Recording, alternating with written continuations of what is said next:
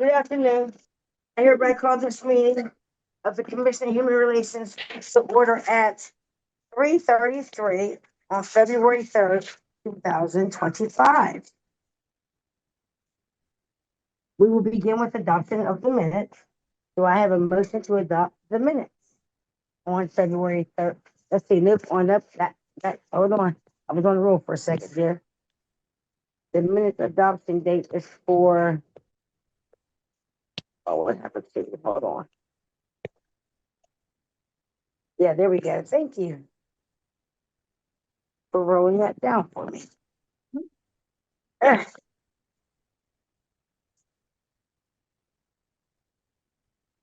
Hey, I'm still trying to find a date for that. See, I was on the road, then I lost the date.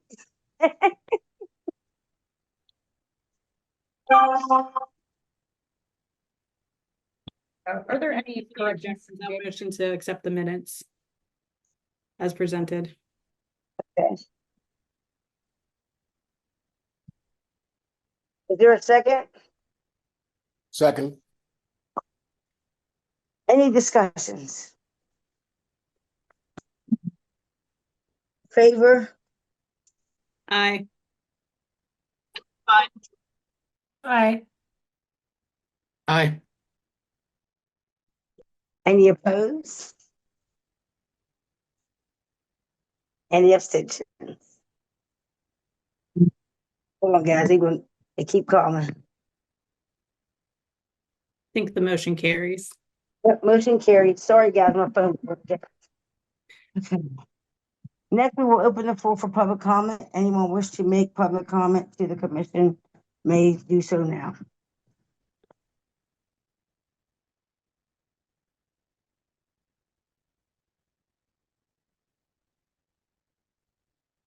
You can see a few folks on it.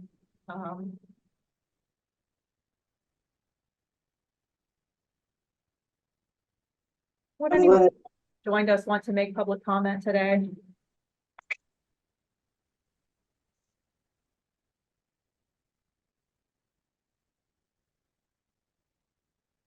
I'm going to assume we don't have no public comment.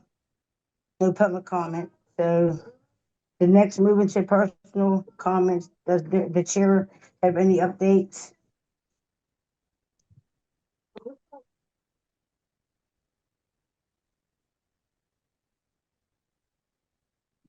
I don't see the finance committee chair. So we can't do finances yet. What about the do we have for personal or community relations? Yeah, the personnel committee has not met, but I did have a conversation with Rachel regarding a couple of personnel matters internal to the office, and still pending is Rachel's review. I don't have anything further to report at this time.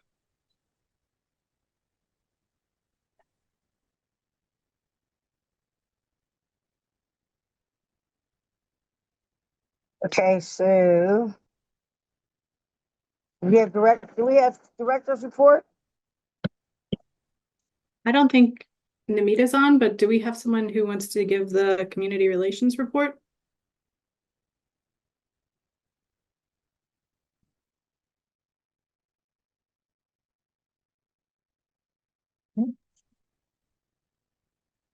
We have quorum, but no one's here. Yeah, minutes went out for the community relations committee. I thought it was a valuable opportunity to connect around the current climate.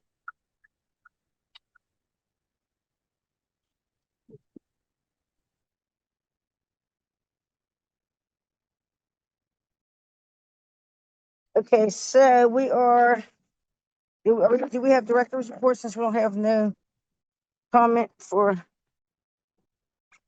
Or,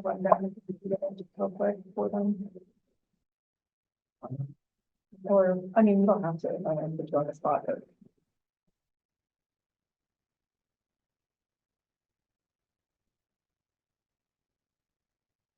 Chris is going to run down community relations for us real quick since we don't have the chair. Okay, Yeah, so we And It looks like our chair is joining though, so perhaps oh, nothing like joining and then immediately being put in the hot seat. So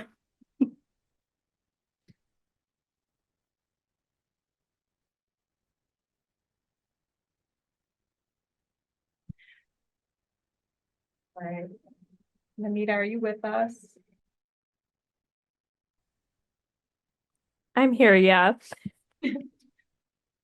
Apologies, we need the report for community relations. I'm so sorry. Just having one of those days.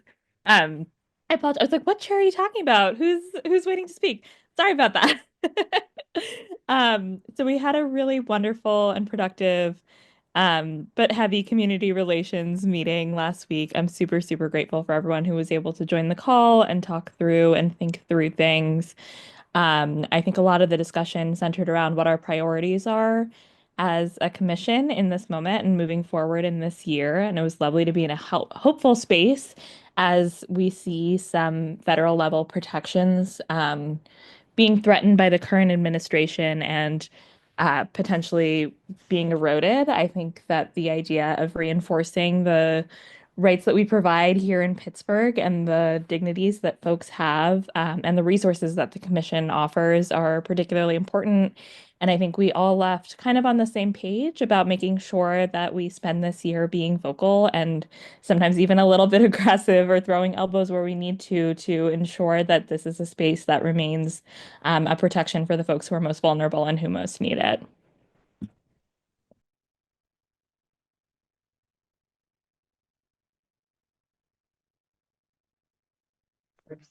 Thank you for that what's that, community relations? Thank you for community relations. Do we have director's report on that? Yes. Or are we ready for director's report? Yeah. Okay, you have the floor. Thank you. So for personnel and administration, I did just recently accept a seat on the Gender Equity Commission. On behalf of the commission, we do have a dedicated seat with the Gender Equity Commission, which they are now trying to refill all of the positions and kind of revamp. So I did see that was it would be presented tomorrow at council, but I'm waiting to find out if I'll be interviewed or not next week. But I'm excited. I'm excited that that's being recreated, that we're going to keep things moving with the Gender Equity Commission. I was sad to see it kind of fall to the wayside after their director departed. And I think we'll have a really good relationship with them. So I'm very pleased. We just received our 5-year certification from HUD. It was long overdue, and it wasn't any fault of ours. It's just a lot of administration changes, turnover within. So this does secure our ability to continue to do business with HUD. So both on the contract and the grant side. We don't have very much information right now about our federal contracts or grants. HUD had no updates for our check-in last week. And our EEOC meeting tomorrow, we'll see if they have anything to reveal, but I'll keep commissioners in the loop about that.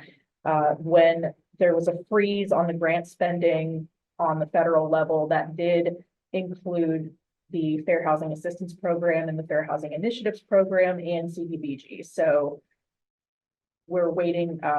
The National Fair Housing Alliance has an inquiry into the government right now to see if the FAP and the FIT programs do qualify under what is considered DEI.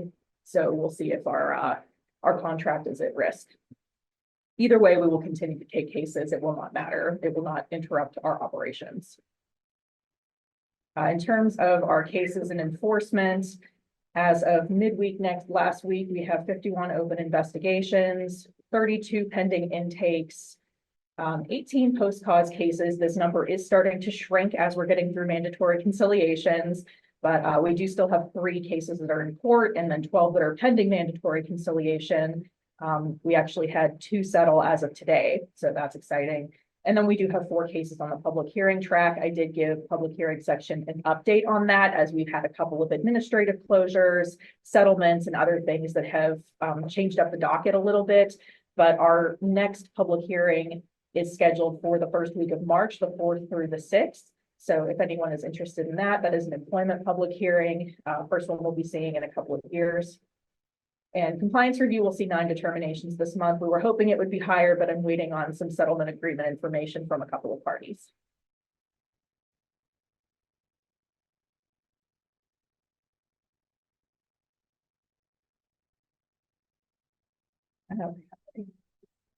Meetings and new connections. So Chris and I were able to meet with Calla from the Bridges to Mountains, the homeless protections and collaboration with them. She's going to have us join a staff meeting at some point to explain what the commission is and does and why we are looking for the information that we're looking for when it comes to folks receiving denials from landlords because of their unhoused status, whether that's current or in the past. So I believe the update on that is that we're going to join their meeting on the 10th next week. Yeah, we'll go to their regular outreach meeting on the 10th and try to touch all of the different participants and see what we can get at that time. We were just contacted by Marla Fuller of the Office of Human Relations in Cincinnati, Ohio, about our work and best practices. I did see as I was sitting here that Marla just got back to us. So we're going to see what specifically she's looking for. And see if we can, compare notes, because it's important now more than ever that we're collaborating across the country with the other human rights organizations. I actually failed to put it on here, but I reconnected with Randy Duke of the Philadelphia Commission on Human Relations.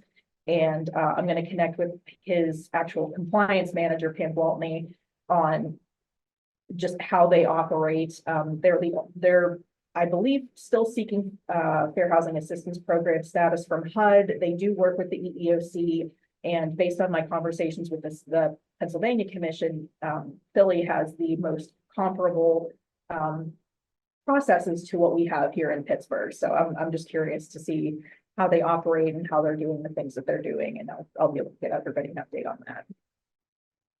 Our intern Amelia has been trying to get me more formally connected with Rana Doko of the University of Pittsburgh Racial Equity Consciousness Institute. We wanted to discuss collaboration, but I also signed up for the REAPI training as well, which is new, and they have just at different times of the year. So I'm waiting for some feedback on that as well. So stay tuned. With education and outreach, Rita and I completed an employment training with one of our respondents. It was mandatory from the settlement, but it was our real first opportunity to engage with an employer and their staff on the medical marijuana patient protections. And they had a lot of really good questions. So it does help us to tailor the guidance a little bit further. But in general, the main concern was that they are aware of other folks who are just not adhering to that whatsoever. And they have concerns about different types of programming at the county level that might not be operating within like those types of mandates of looking at medical marijuana as a disability protection, because it's not covered at the county level. So we did have to have that conversation about like how their outreach extends, but what we're doing is based in Pittsburgh only. We did have a training for the Pittsburgh Hispanic Development Corporation scheduled for last Friday, but we did have to reschedule that. And that's a time to be determined. And unfortunately, the same is true of the Renting to Immigrants program for landlords. It's been temporarily paused. The update on that is that we have a training that's going to be sent out by the Office of Immigrant and Refugee Affairs to the landlords that did register and see if they have any questions. The concern is that there might be questions that we just cannot answer at this time. And we've had, some folks have to pull out of the programming for various reasons. So we're looking forward to being able to hold that at some point in the future, but we're still looking at the ins and outs of what that would look like, because having a live but also recorded presentation might not be the most doable thing right now.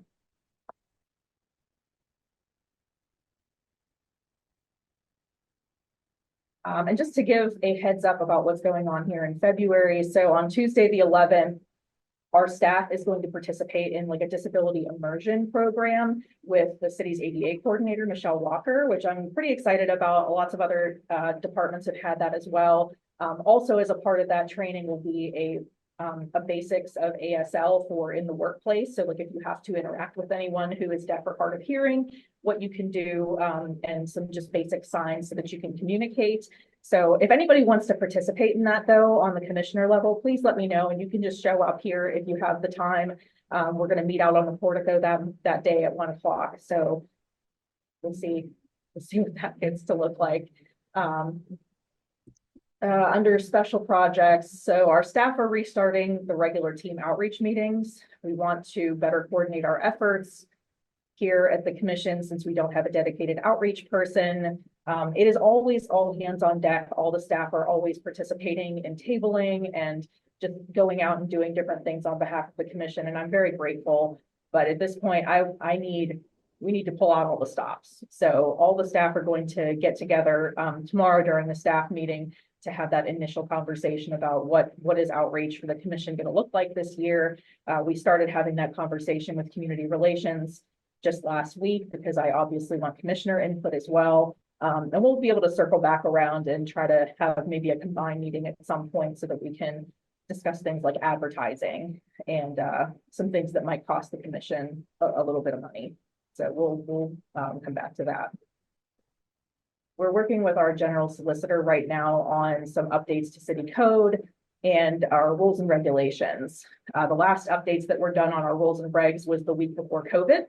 So we have a little bit of an update that needs to be done now with our work processes being what they are, with including our portal, et cetera. So we are working on that. I do think it's a process that commissioners should absolutely be a part of. It's typically something that would require an ad hoc committee, but I don't know if we necessarily want to go that route at this point. But if the executive committee wants to have more of a discussion about where we want to go with that, I'm happy to coordinate that for us.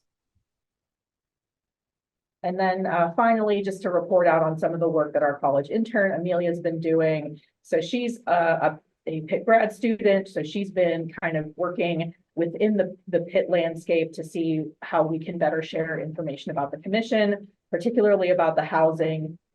We've done the Be a Good Neighbor tenant town halls in the past with Pitt, and we're going to continue to do so. But she's been doing some Know Your Rights presentations for like the graduate level students in their classes, the Habitat for Humanity at Pitt. And then we have plans for presentations with like the Oakland community ambassadors and maybe eventually the, oh my gosh, I'm forgetting the name of it, but the neighborhood group over in Oakland as well, because we want to make sure that all of the landlords over there are getting the information they need in advance if they can. And she's starting to push a little bit further into the other universities out in Oakland as well. So CMU is on there.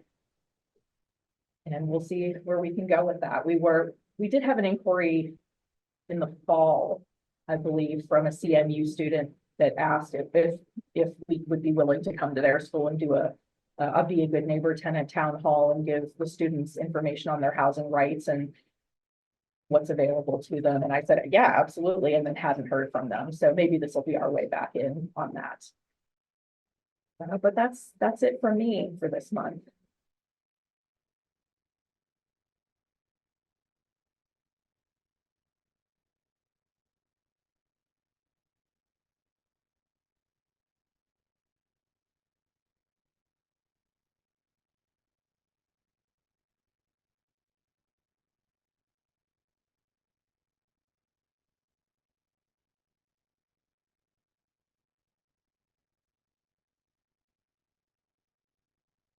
All right, so sorry guys, I'm trying to, as usual, live my life multitasking. That was the new business that you just got finished discussing? That was the director's report. That was director's report. Okay, so you're finished up director's report. Okay. So do we have any new business? Any new business review? Old businesses first. Oh. Okay, sorry. Thanks, everybody. Do we have any old business? Yeah, the only old business is that I was able to provide a copy of the slides for our housing research that we had the presentation on last month as a part of this packet. I wanted to make sure that I was following up with the commissioners on that. So it is attached to this meeting packet, but if you'd like it separately for some reason or like in the PowerPoint format, I can get you that as well. Are we still thinking about having a public meeting to share the research report? Because I mean, I think it's of a lot of value. Yes, so I'm still waiting on the formal report from Outlet Studio because June had to go out for some leave this month, or I'm sorry, in January. So I'm waiting for her to return before they can really formalize the report for us. And once we have that, that's when I would like to have more of a conversation outreach wise about what is it that we want to do with it? Where do we want to go with this? Who do we want to talk to, and make sure that they're aware of the information that we were able to get from the survey.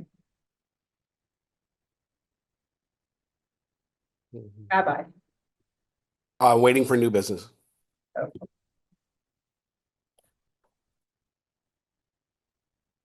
All right.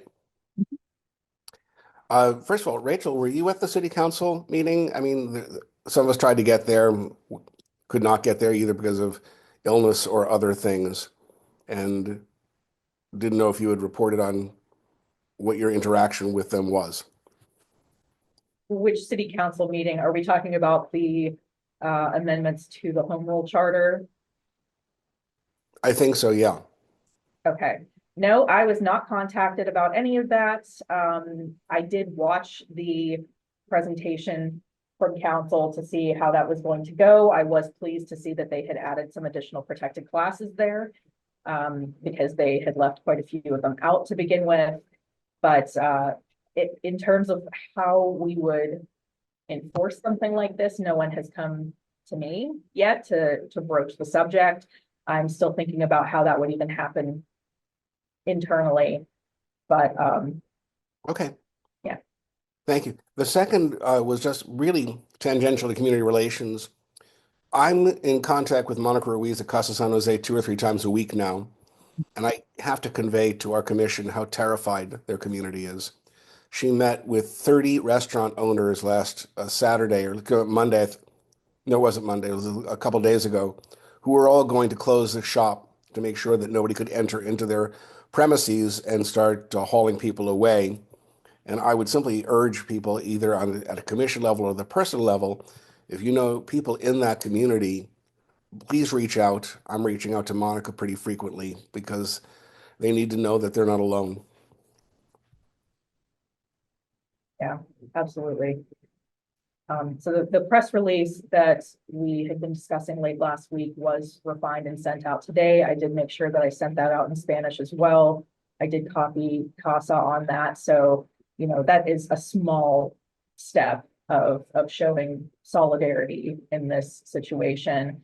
But, you know, if anyone in that community needs any assistance, they can certainly come to us. We do have, you know, a vast list of resources and connections with different organizations. So we can try to be a referral hub for things like that. Or if they're just experiencing some sort of discrimination because they're assumed to be of a particular citizenship status, then they can come to us for that as well. Thank you.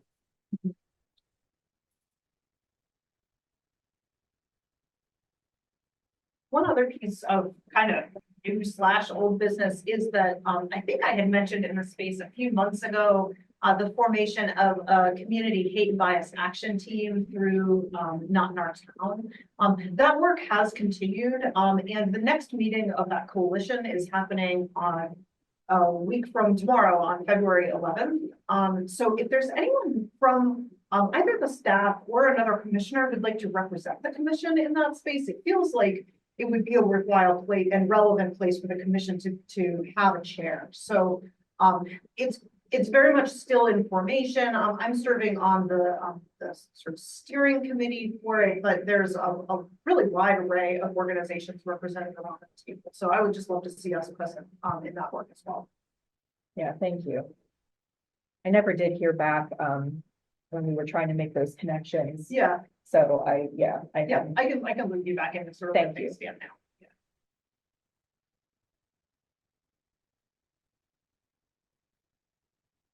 Yeah. It's Cindy Haynes from the Here Foundation is kind of taking on the administration of it. okay.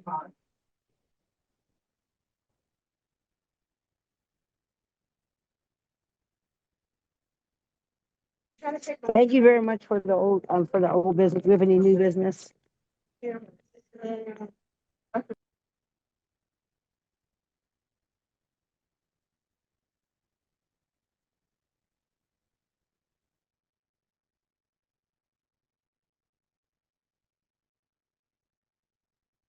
So is there anything more to come before the commissioner today?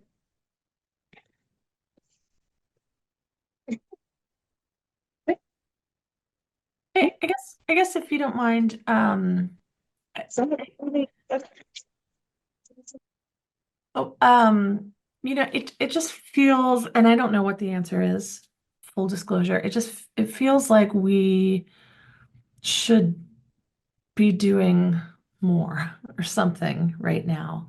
And I don't know what that is. But I'm also even wondering, like, Rachel, you mentioned like if members of the Latina community are scared or are being affected by this, I feel like this might be a don't wait for people to come to us situation. I'm wondering if we could maybe put together some resources in advance, and translate those. And, even for people who aren't, for example, in, the deportation machine, just a legal know your rights for immigrants in general, or any kind of anti-discrimination toolkits, or just information we can share with people who are scared and who don't know what to do. Um, and I understand that we're not, immigration attorneys or anything like that, but it feels like civil rights are being trampled here, and we can't possibly know what's going to happen. But maybe doing some community engagement of some kind around this would be prudent. I don't know. And I know that there's the community outreach subcommittee, and you guys were talking earlier about things, but I'm wondering if anybody else on the commission shares my concerns or has any ideas.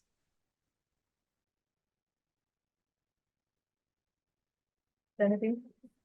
Yeah, so thank you for that. I think that's a valid concern, and I feel like many people are feeling exactly how you're feeling right now, as far as what can you do, what can we do as a commission, and what can we do that's within our scope of without trying to serve from an empty vessel. And so I'm glad that you brought that up. I think the work that Rachel and her team has been doing, and I was actually concerned because I know you these past few weeks have been kind of catapulted into this chaos in a very different way than the commissioners have. And I wanted to ask if your team needs support in some way that we can be providing for you. Well, thank you, both of you, honestly, for that. If we're in terms of support right now, I think it would be great if the commissioners could step in and do a little bit more of the outreach, in particular to the immigrant community right now. I do have Know Your Rights presentations available currently in English, Spanish, and Brazilian Portuguese. We did get those out to PHDC last week, despite the fact that we had to postpone our official training with them, but I wanted them to have those resources. So those are mostly resources from the commission and what the commission can do for them and what the protections are here in the city of Pittsburgh. But if we wanted to put together, a resource list specifically for immigrants and refugees in this time, we can pull them from our list and put something together to go with the Know Your Rights presentations and make that kind of care package for you all as commissioners. If anyone knows of any other, I'm focusing in on the Spanish and the Portuguese because that's such a large portion of our population here in Pittsburgh. But if anyone is aware of any other populations that are in particular experiencing this that would need them more in a more immediate way, then let me know so I can get them translated. And I'll be happy to get those done as quickly as possible. I'm thinking maybe we can ask a few people who we know personally if it can be translated into Arabic. I'm thinking of the tremendous number of international students at Pitt and CMU, and it might have to be translated into Chinese. I don't know the people who can translate, but if you're looking at populations who might be affected by this crackdown, I'm thinking of people who speak those languages. And Wherever I I, know several translators, just so you guys know, I know of several translators that speak several different languages. So if you guys ever are needing a translator, please let me know. likewise, we do tons of pro bono translation in situations like these, and would be happy to do the same. I would say refugee communities, probably Haitian Creole would be a big need right now, as well as Dari and Pashto. Arabic, yes, but more so right now, I think Dari and Pashto, Farsi languages, Afghan folks, and Haitian Creole are what we're seeing the most need for right now. But that's not, totally exhaustive. Um,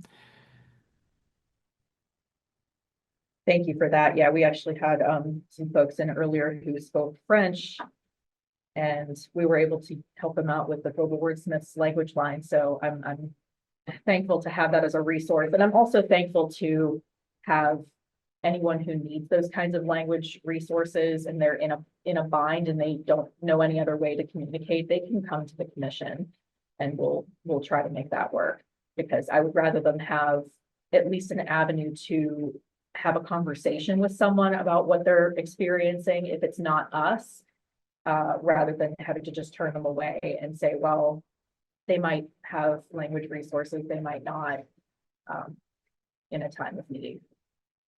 Yeah, like it's out here.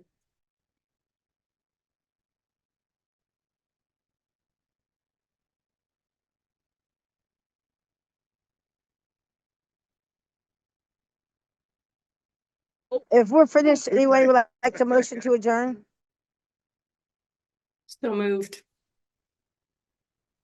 Any seconds? I can second. All in favor? Aye. Aye. Aye. All right, motion to adjourn.